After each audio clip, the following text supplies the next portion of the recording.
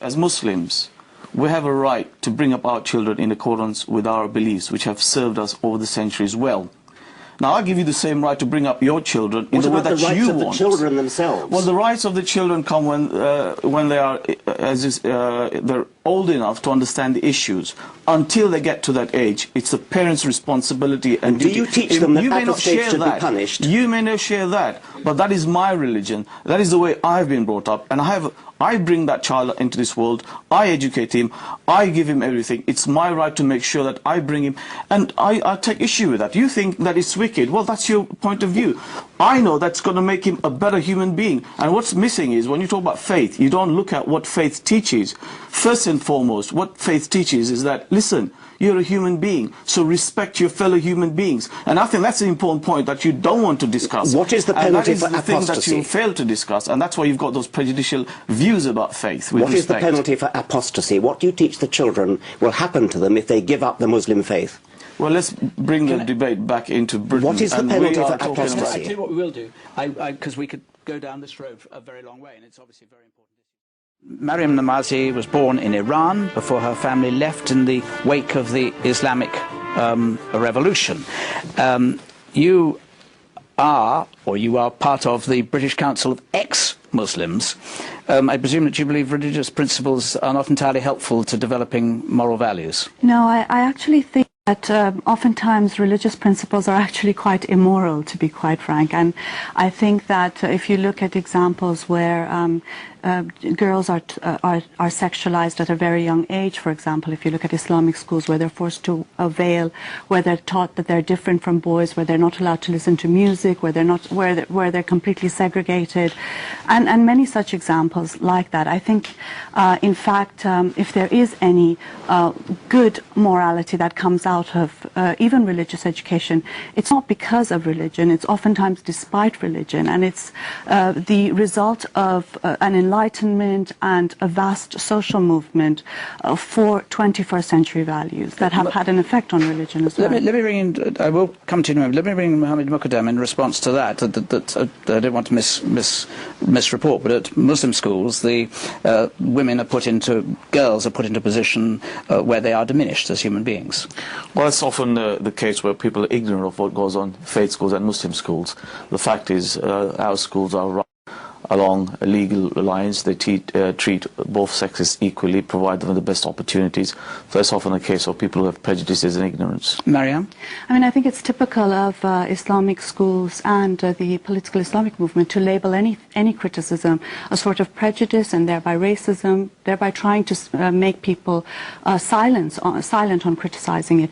I think the issues are very clear. I mean, the head of the Islamia school, for example, was quoted in an interview saying that you're born a Muslim, you're always Muslim, you can't leave. And that's things that have been told to me untold times for having renounced religion and Islam.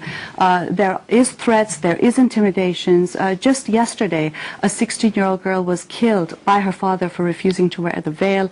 I think Islamic schools very much do suppress and restrict girls. Richard Dawkins, from your perspective, presumably you wouldn't be entirely opposed at all to the idea. I would be thoroughly in favour of education in the Bible as literature.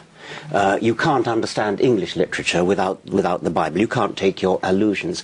And that's an aspect of what the bishop was saying. Is absolutely right. This is a Christian country. Historically, it's a Christian country. You can't understand English history or English literature without a knowledge of the Bible. And by the way, I think one should say that the act of collective worship, I don't approve of it, but nevertheless, the Christian religion, especially I think the Anglican religion, is benign by comparison. If a child at the end of its school career wants to give up religion, the church will quite happily say, okay, go your own way.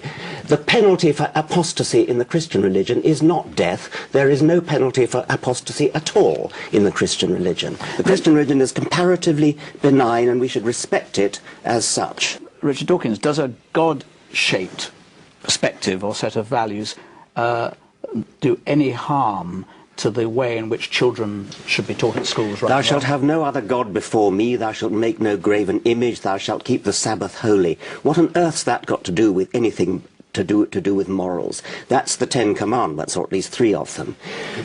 It would be deeply depressing if the only way children could get moral values was from religion, either from Scripture, and God knows we don't want them to get it from Scripture, I mean, just look at Scripture, or from God, being intimidated by God.